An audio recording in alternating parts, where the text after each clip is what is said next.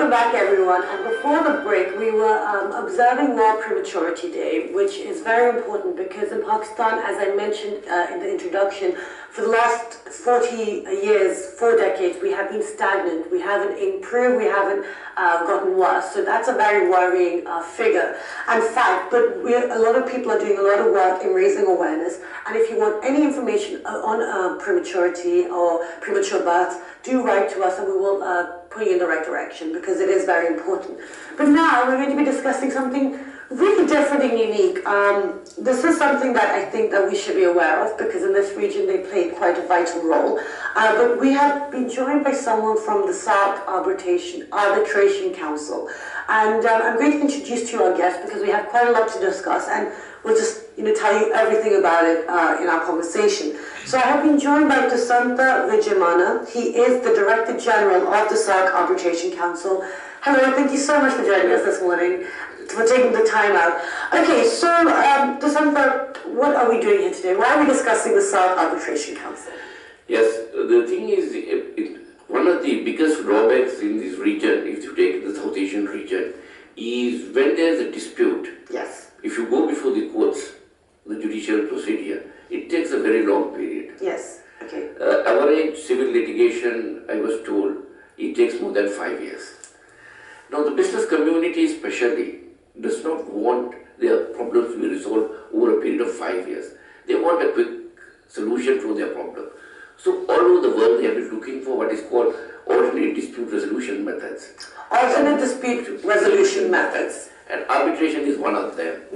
And so therefore the SAARC also decided, the Council of Ministers in 2004, that there should be a regional mechanism for the SAARC region to resolve their disputes, especially in the field of trade, commerce and investment. Right. So that is why this SAARC Arbitration Council was established. Wonderful. And SAARC actually stands for the South Asian Association for Regional Cooperation. It's a really long name. Now, okay, so that's why it was needed because the businesses needed something quick solution. Quick solution. Okay, so we know what it is. Why it was that. Now, what is it specifically? I mean, what does the arbitration within the SAARC Council involve? Okay. Now, arbitration is not only limited to SAARC. Okay. It's available in all the countries. Even in Pakistan today, there are private arbitration centers, there are national arbitration centers, especially in most of the countries have arbitration centers. So what is unique in SAARC is this is a regional forum which is not owned by any of the countries.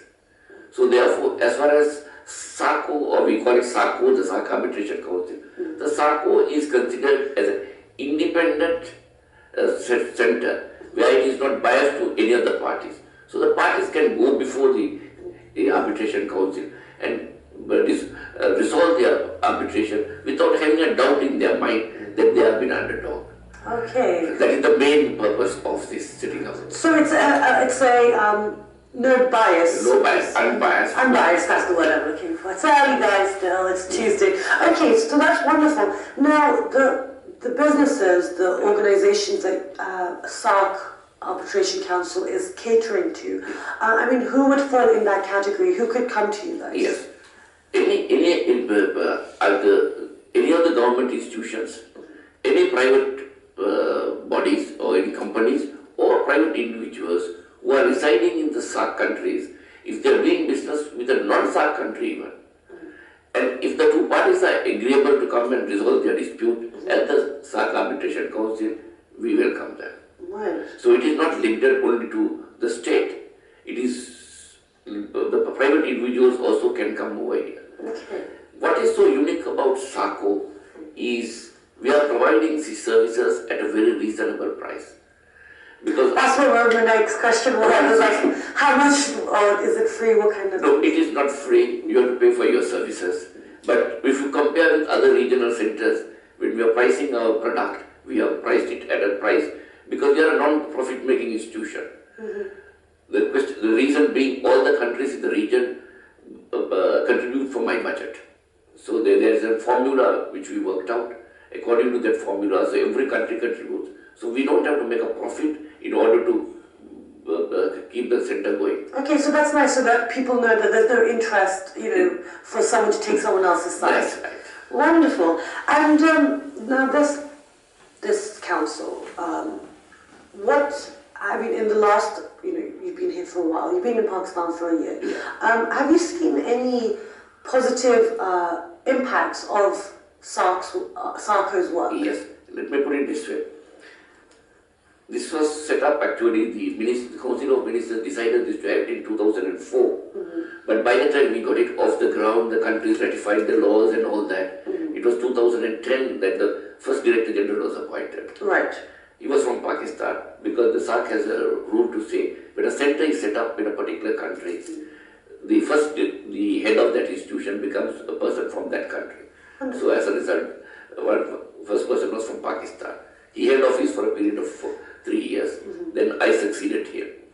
Now during his tenure of office, he set up the council, the infrastructure that is required. Now since I took over in October last year, I have been trying to give publicity to this institution so that people can come and make use of it.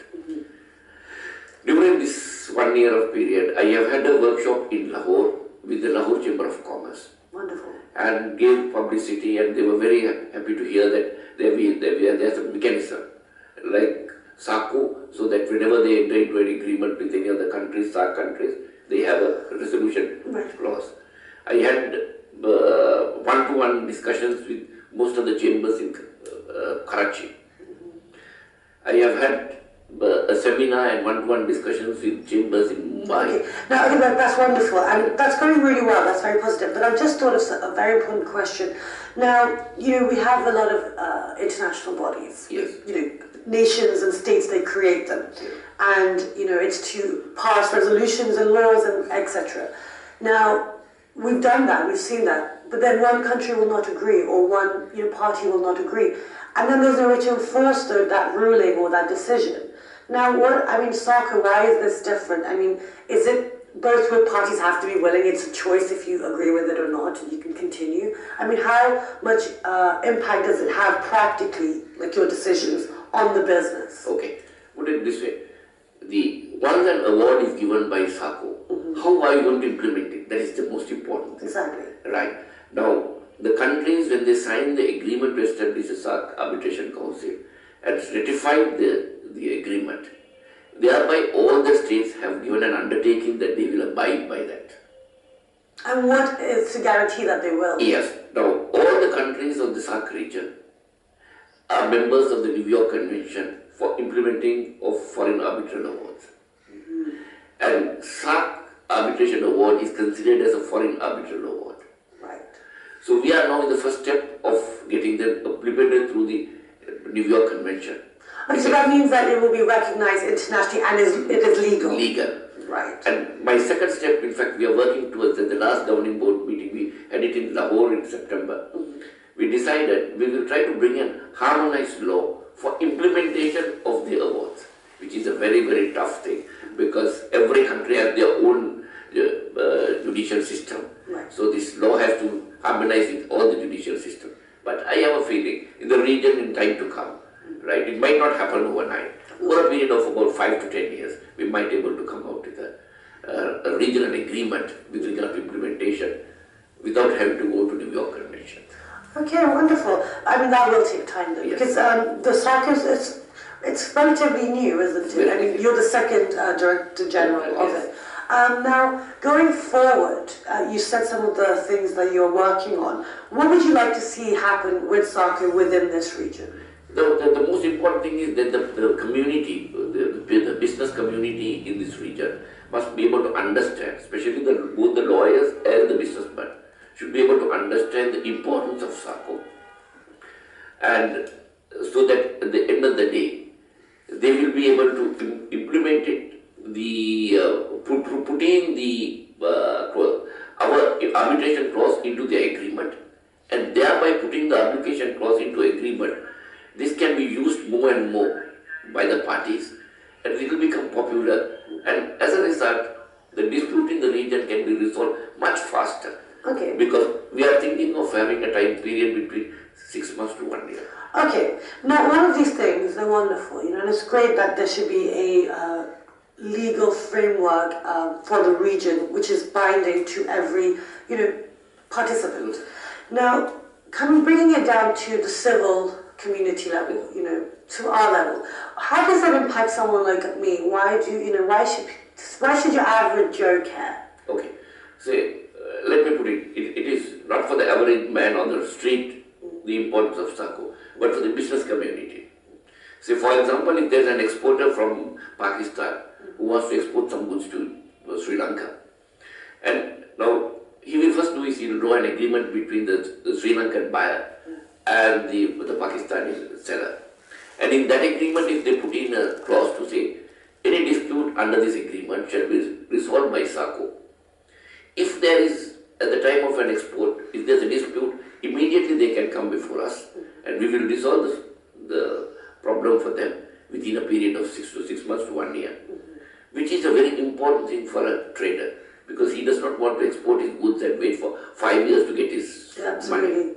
Okay, and this, I'm sorry if I've asked this already, but I just want to clarify. This is just between businesses between countries, or can two businesses within a country come to SAARC? They could come. There is no limitation, because it is a dispute. If there are two parties within Pakistan, the two Pakistanis can come and ask. But the only issue is one of them, both parties must agree to it. Yes. That is the first step to come to SAARC.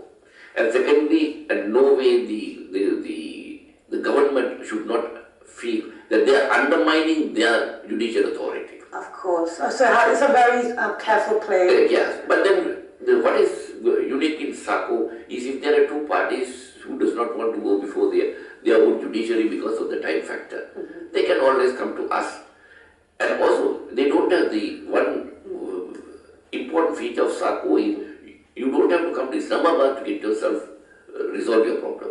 If you want to have it done in Colombo, we will go to Colombo. If you want to done it in Thimphu, we will go to Thimphu. If you want to done it in Delhi, we will come to Delhi. I mean, we are very flexible. Okay, and one final question, because we are running out of time. The countries, the ruling has been done. The Arbitration Council, they've made that decision that may be in favor of one business over the other. If one of the businesses refuses to accept the decision, what happens? No, there is the implementing procedure is already laid down.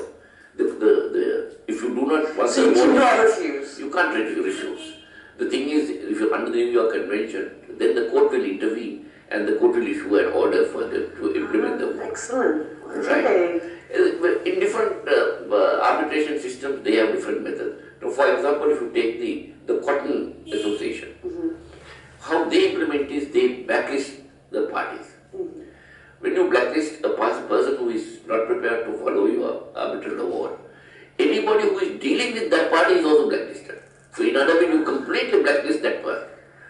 So that is one mechanism. So maybe that we in time to come, the business community in the SAARC region might decide to do it the same way. Okay. You start blacklisting, so that then little by little you eradicate the baddings from the business world. Well, you teach them respect for the organization.